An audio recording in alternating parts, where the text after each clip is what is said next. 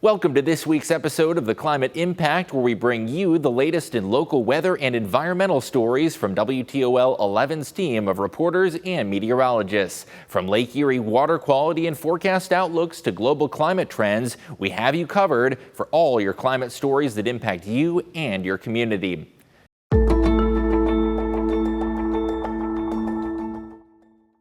Winter is on its way. Hey there, meteorologist Kaylee Bowers here. When we talk winter, we talk cold temperatures, but we also talk about snow. Now, when does Toledo typically see our average first snow of 1 inch or more? It's around November 29th, so it's typically around the end of the month when Toledo starts to see its first snow. But let's look back the past 3 years on when we did see our first snow. We all remember Halloween of 2023, where we saw 3/4 of an inch of snow. November 12th in 2022, we saw a trace of snow, and same thing just a day later in 2021, also saw just a trace of snow. But let's look back again these past few Novembers. 2023 and 2022, we saw around 1/4 to 1/2 an inch of snow. In 2021, we saw almost 4 inches of snow. In 2020, actually seasonal snowfall for the most part. And in 2019, about 4 inches of snow. And for the month of November, typically we see around 1 3/4 inch of snow. So we are talking about some snow on the way eventually, but how about this? For the season of 2023-2024, we saw almost 10 inches of snow, about 9.5 inches of snow for that season. Typically, we see around 37 inches of snow. So we were about 27 inches below average when it comes to snowfall for the 2023-2024 year, making it the least snowiest winter on record. And just the year before that, the 2022-2023 season, we saw at least over 1 foot of snow. But the past 2 winters, we have seen below average snowfall. And again, typically November we see around 1.5 inches of snow, but our most snowiest month is in January, where we see over 1 foot of snow, and on average Northwest Ohio sees again around 37 inches of snow. Now, looking at our snow cover map across the country, just over the weekend, a good portion of Colorado and the Rockies saw 20 to 40 inches of snow. But us here in Northwest Ohio and Southeast Michigan, we have not seen any snow yet. Eventually, we will be forecasting snow, and of course, for the latest information, tune in to Chief Meteorologist Chris Vickers. Later on this week, he has our winter weather outlook coming up, so make sure to tune in for that. And of course, for more weather information, including snow coverage, tune in to the WTOL 11 weather team.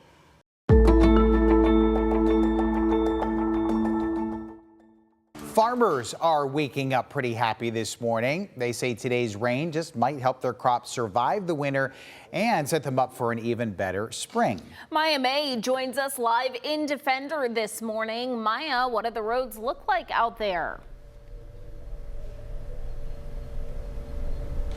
Yes, Tim, Kaylee, we have seen the rain go on and off throughout this morning. We've seen light showers, heavier showers. We've gone to Rossford, Sylvania, and now we are in Point Place. So we're looking at the roads here, a lot lighter in Point Place in the Shoreland area this morning than we've seen in Rossford and the Sylvania and Franklin Park area right now. So if you're in this area, this is what you're going to see. Your roads are still slick, so you're going to want to make sure you're driving carefully as you're heading out your doors this morning. We see some puddles, light rain again this morning. Now again, farmers do say this is the type of rain that they were hoping for right ahead of the winter months. The scattered rainfall we have seen over the last few weeks is a sign that Northwest Ohio soil has entered the season of rehydration. That's according to the owner of Bench Farms. The farmer says this summer's drought was a little different than what we've seen in the past. It shortened their growing season and caused their produce sales to end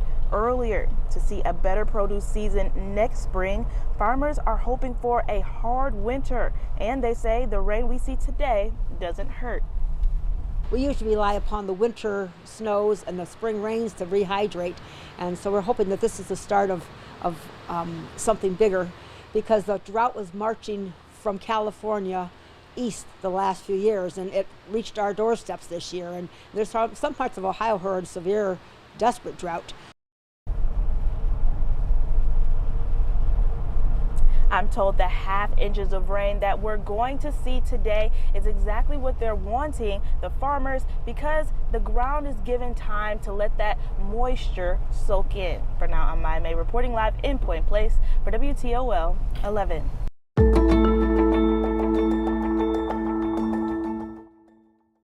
Hey there, meteorologist Kaylee Bowers here. Thanksgiving is right around the corner, but let's take a look back at weather from Thanksgiving's past because some interesting stats that I think you may want to know. So we've had 14 Thanksgivings where temperatures were 60 degrees, if not even warmer, but 25 of those, we saw temperatures 50 to 59 degrees, but overall, Thanksgivings were somewhat cool, somewhat mild for most of us, between about 30 to 49 degrees. We've seen 100 Thanksgivings. 50 and 50 make 100, but this is the stat that's very interesting. We've seen 11 Thanksgivings where temperatures were less than 30 degrees. That's below freezing for the high for that day. But how about our lows? Our overnight temperatures, our lows were less than 20 degrees. We saw 25 of those, but typically we see lows in the low to mid, even upper 20s. 59 of those, but 52 Thanksgivings where lows were in the 30s. But then how about this? 14 Thanksgivings where our lows were 40 degrees, if not even warmer. But I'm sure we can all think back to our childhood where we saw a soggy Thanksgiving. Now, typically we see some dry Thanksgivings, but most of the time we've seen some kind of precipitation with those scattered showers on Thanksgiving Day, whether it's a trace to 1/10 of an inch to 1/2 an inch, all the way over to 1 inch of rain. So most Thanksgivings have actually been a little bit more on the soggy side.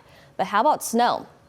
Most Thanksgivings have been snow-free, but I definitely remember a couple of Thanksgivings waking up and seeing just a little bit of snow on the ground. Now, we've seen about 23 Thanksgivings with a trace of snow, 10 Thanksgivings up to 1 inch, and in fact, 9 Thanksgivings with over 1 inch of snow on Thanksgiving Day. But I want to take a look back at Thanksgiving weather just from the past 5 years. Last year was fairly mild, saw temperatures in the 50s, no precipitation at all. However, in 2022, it was even warmer with those highs in the low 60s, but we did see a little bit of rain. And in fact, we saw more rain just the year before, 1/4 inch of rain with highs in the low 50s in 2021. But in 2020, still hanging out in the 50s with a trace of rain, but 2019, we saw some cooler temperatures, highs only in the upper 30s, small rain chances, but also we saw a trace of snow in 2019. Now, as far as those extremes go, our warmest Thanksgiving we've ever seen was set back in 1896 with a record high of 68 degrees. So pretty warm, but as far as our coldest Thanksgiving for our high, how about that? 16 degrees set back in 1930. But as far as the rainiest Thanksgiving we've ever seen, how about that? Almost 1.5 inches of rain. Just a few years ago in 2010, we saw 1 3/4 inch of rain for that year. But as far as our snowiest, set back in 1902, we saw 2 inches of snow. So as far as the forecast goes for this year, well, for Thanksgiving 2024, here's what you can expect. Whether it is warm, cold, above average, below average, this is what we're seeing for the days leading up to Thanksgiving. Above average temperatures, but we're also forecasting above average rainfall on the way for those first few days of Thanksgiving week. And eventually, the WTOL 11 weather team will have your forecast as far as Thanksgiving goes. Again, whether it's cold, whether it's raining, or whether it's sunny. Of course, tune into the WTOL 11 weather team for the latest Thanksgiving forecast, but also for your daily forecast. Have a great rest of your day.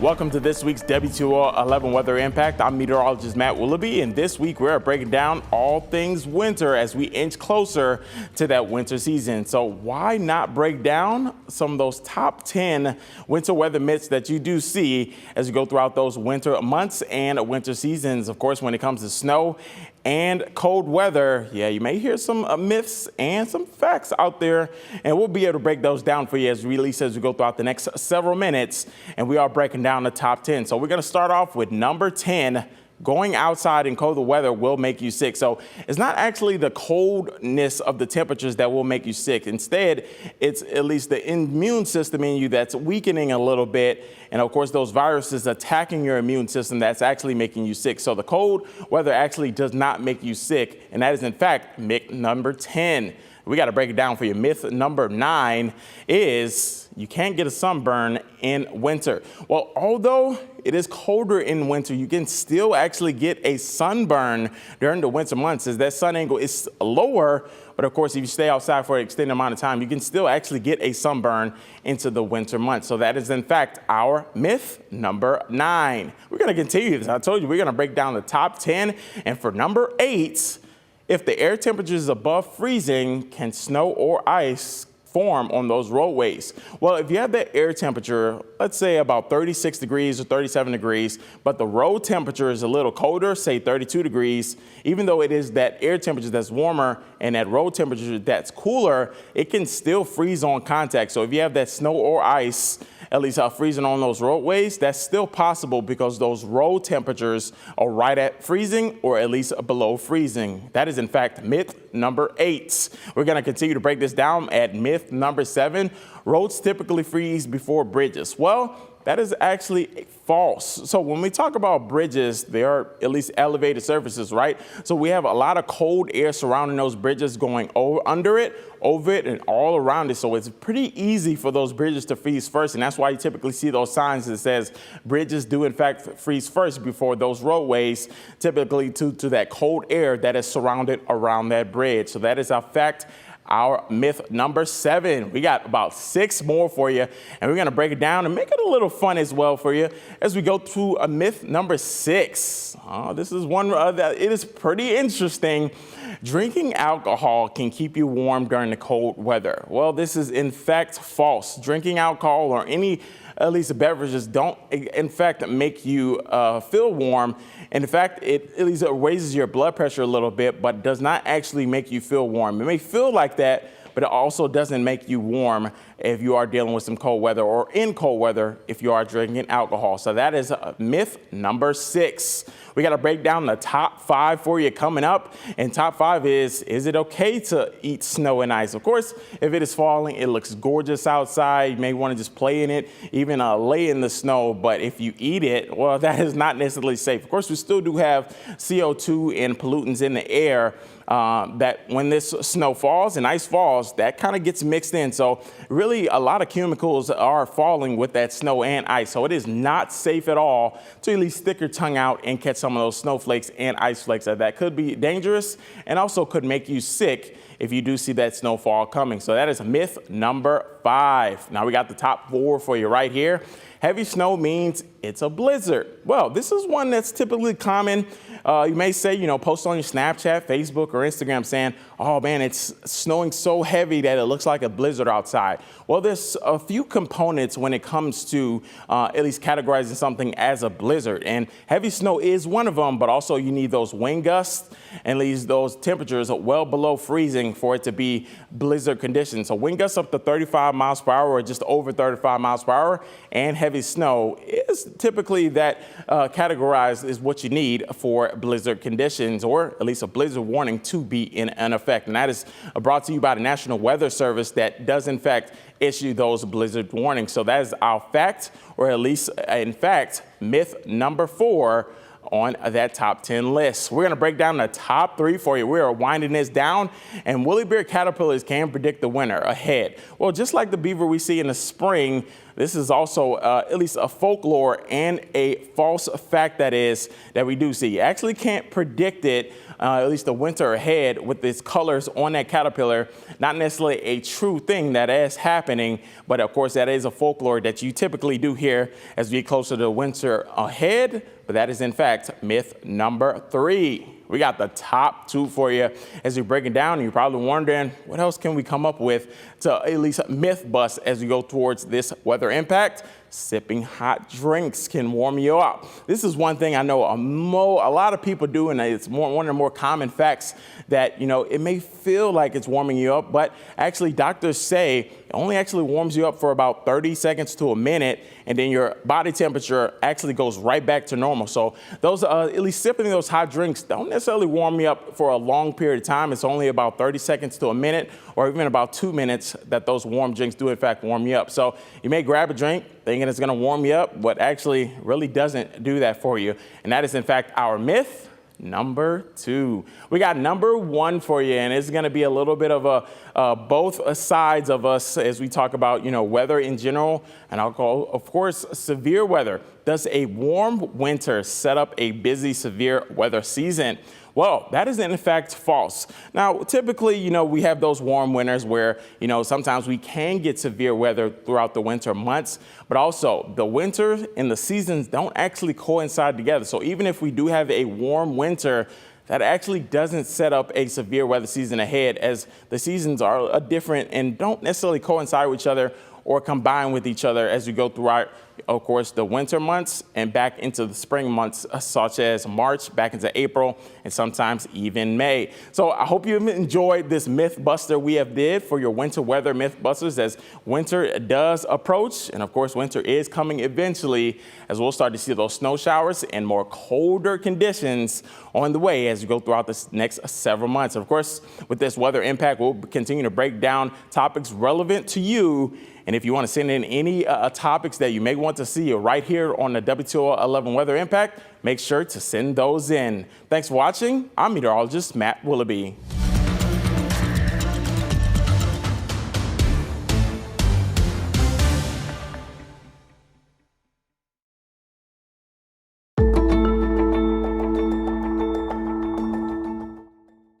With the holiday season right around the corner, the WTOL 11 weather team is keeping a close eye on weather patterns that could impact our winter weather this season. Now that November is well underway, snow and cold temperatures on the mind of many, and you may be wondering, are we due for a winter this year? After several tame winter seasons, I'm going to break down the data as to what you can expect as we inch towards the holidays and the winter season. Now, our first snowfall of the season this year is actually a bit later than usual. So when do we normally see that first snow in Toledo, Northwest Ohio, and Southern Michigan? The statistics show that in mid-November, more specifically November 17th, that is when we see that first snowfall of the season in the Toledo metro. Now, first snow is defined as measurable snow, which is anything 1/10 of an inch or more.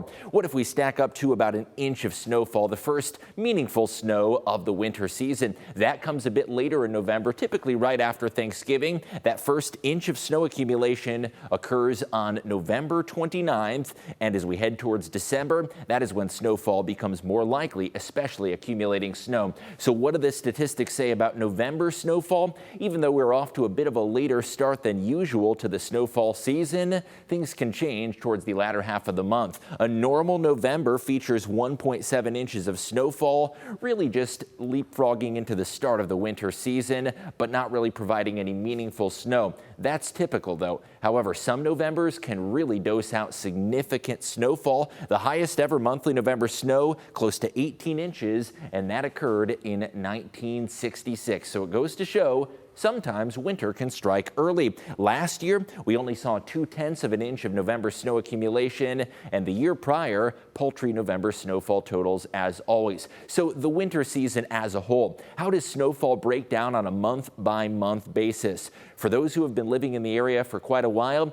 this may not be surprising that January is statistically the snowiest month of the year. Even though November really doesn't bring much meaningful snow on average, we start to see some more significant accumulations in December with an average of over half a foot of snowfall. We double that during the month of January with over a foot of snowfall on average. And the tail end of the winter season, as we've seen in recent years, can really bring some harsh wintry weather in terms of big snowstorms and bitter cold. And February on average, our second snowiest month, with just a hair over 10 inches of average accumulation. Now, just for those snow lovers out there, the snowiest season on average that occurred in recent memory, 86.3 inches of accumulation, 2013 to 2014. And the least snow, well, last winter, hardly a winter at all, with less than 10 inches of total accumulation over the course of the season. So what about the month of November in particular? The last two Novembers have really not brought much in the way of snow accumulation, just 0.2 in 2023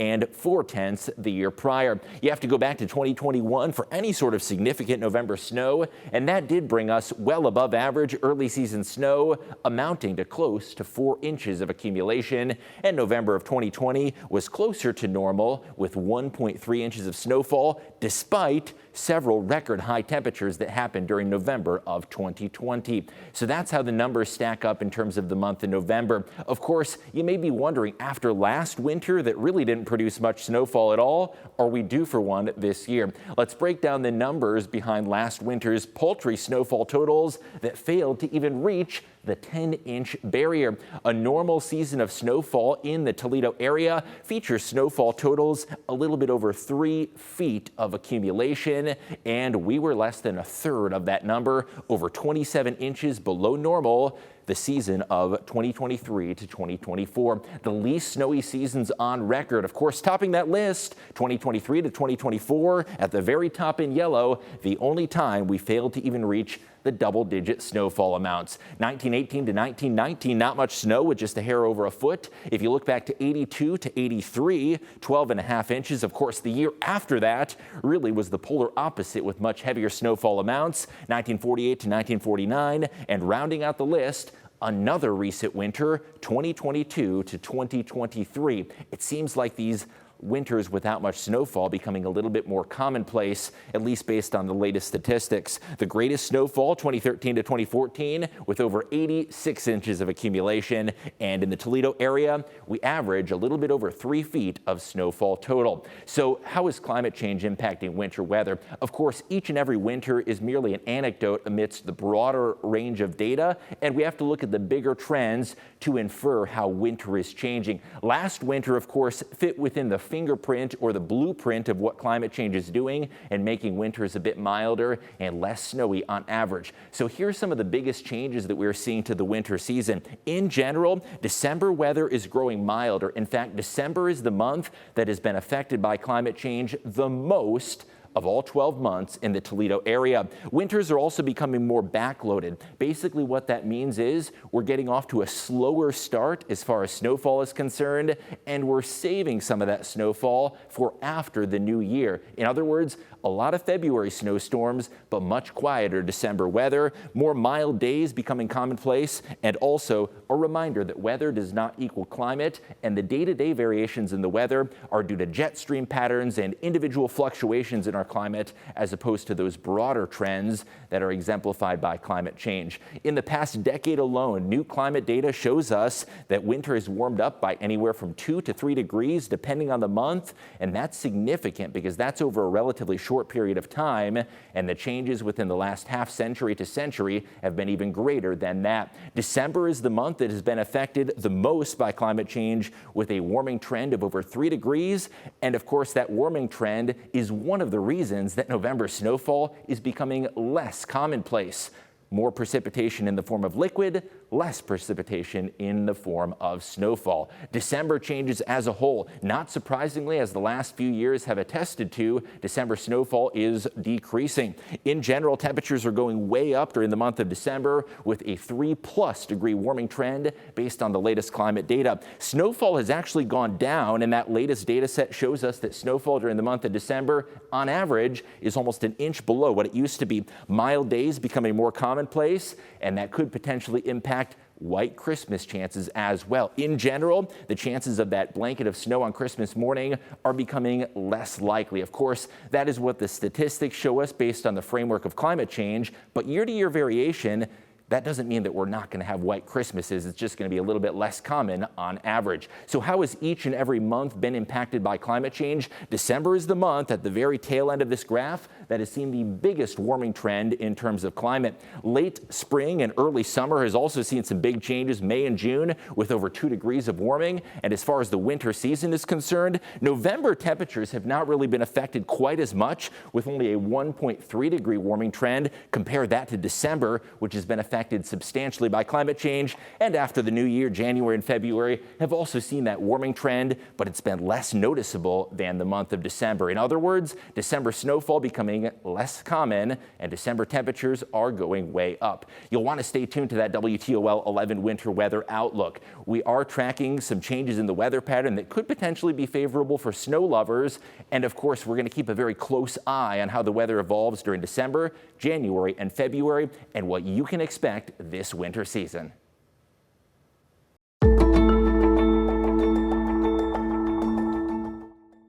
Dry conditions are still plaguing areas across Northwest Ohio and Southeast Michigan. While there is rain in the forecast, Chris says we are currently dealing with a severe drought warning, and that has led to a growing concern for homeowners and people who rely on well water. Laura Sandlin joins us live. Laura, it sounds like this is a growing concern.